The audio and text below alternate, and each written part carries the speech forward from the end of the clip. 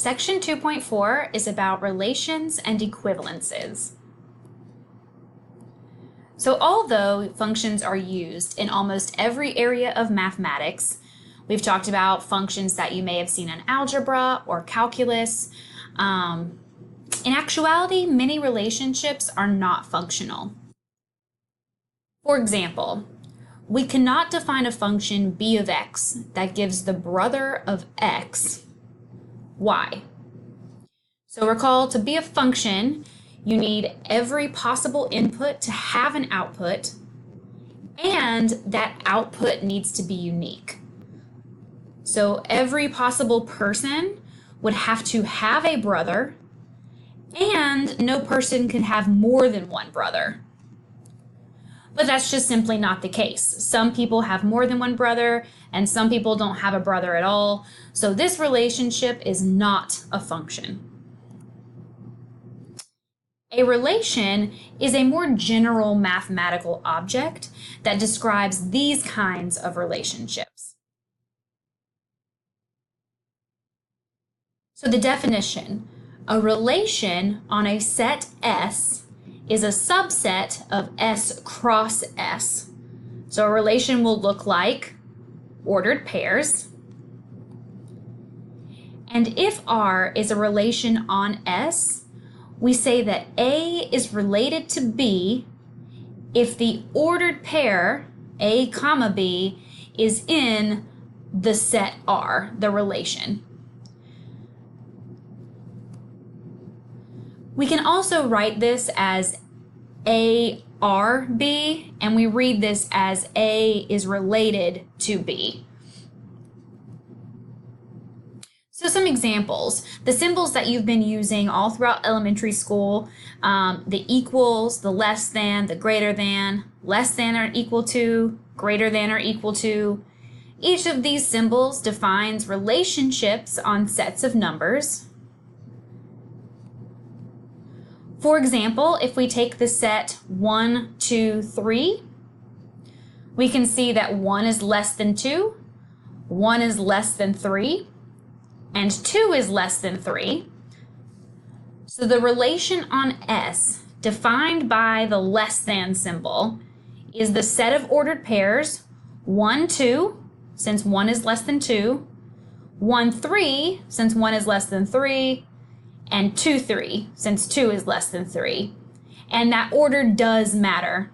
1 needs to be in the first coordinate, 2 needs to be in the second coordinate for the relation to make sense. Another example, let W be the set of all web pages. Then L is an ordered pair, AB, in W cross W, such that A has a link to B. This defines a relation. In other words, we say the web page A is related to B if page A links to page B.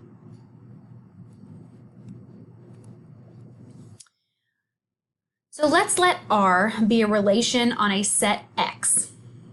The directed graph associated with X comma R is the graph whose vertices correspond to the elements of X, with a directed edge from vertex X to vertex Y whenever X is related to Y.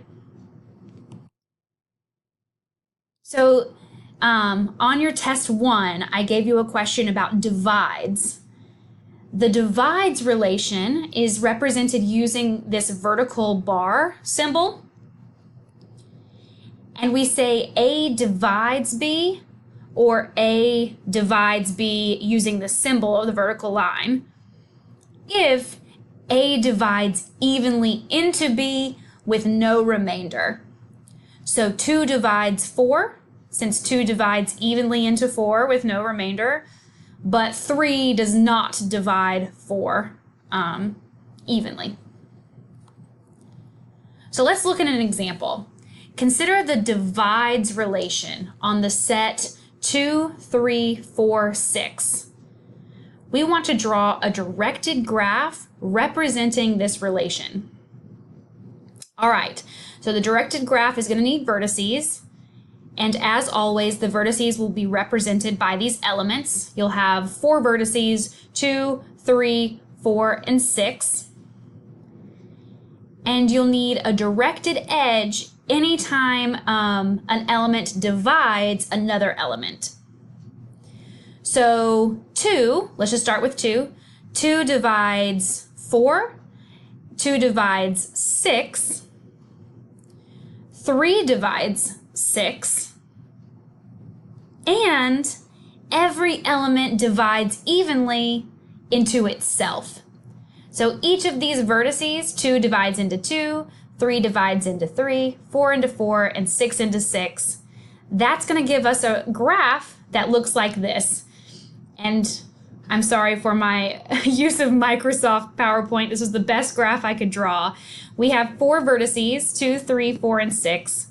And the directed edges show me that 2 divides into 4, 2 divides into 6, 3 divides into 6, and then the loops show me that every element divides evenly into itself. So this graph is a graph of the relation divides on the set X.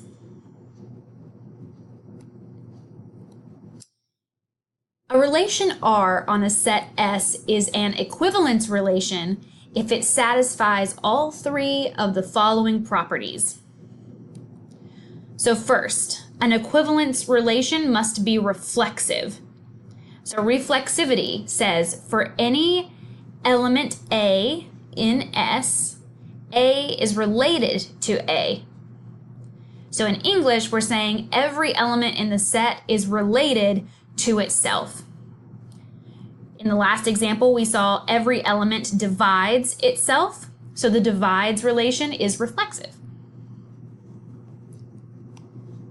We also want to have symmetry. For any A and B in S, A related to B, or A is related to B, if and only if B is related to A.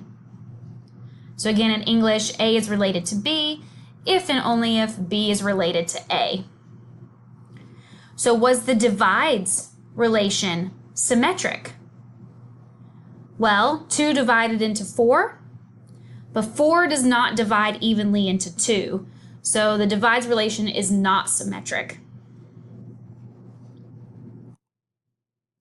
And transitivity is the third property. The transitive property says for any A, B, and C in S, if A is related to B and B is related to C, then A is related to C.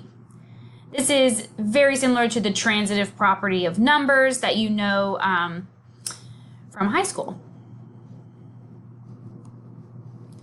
So in other words, an equivalence relation is a relation that is reflexive, symmetric, and transitive. You need all 3 of those things for something to be an equivalence relation.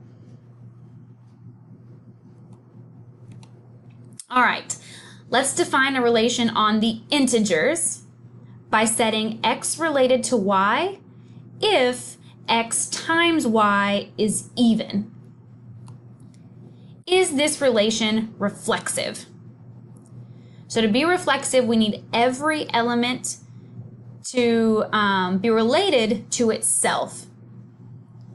So is any multiple x times x itself even? The answer is no. If x was equal to 3, 3 times 3 is 9, which is not even. So 3 is not related to 3, and this relation is not reflexive. Is it symmetric? So symmetry says if x is related to y, then y is related to x. For this relation, we'd be saying if xy is even, then yx is even. And that is true because multiplication is commutative. The order in which you multiply numbers does not matter. So if xy is even, then yx is even. So the relation is symmetric. Is R transitive? This one's tricky.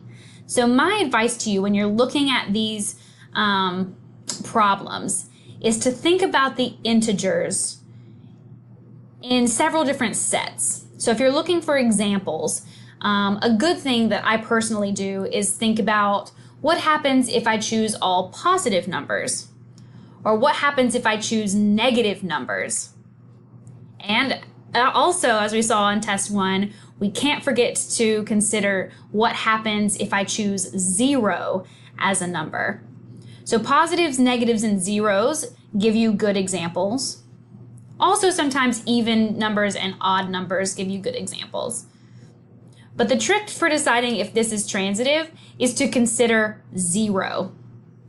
0 is not positive and 0 is not negative, but 0 is even.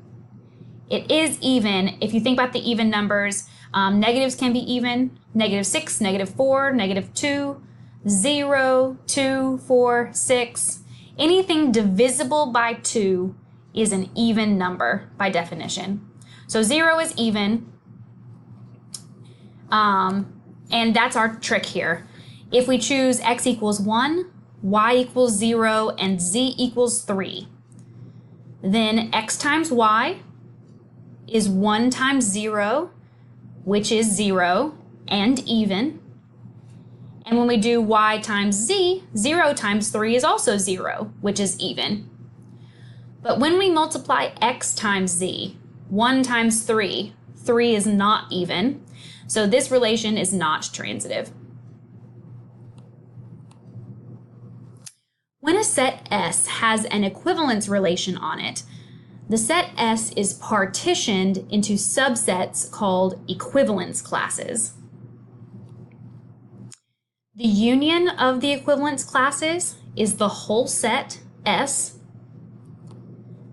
and the intersection of the equivalence classes is the empty set. So it's a partition because you have these individual sets that when you put them together, you get everything, but they have no overlap. So if you try to take the intersection between any of the sets, you're going to get nothing, the empty set.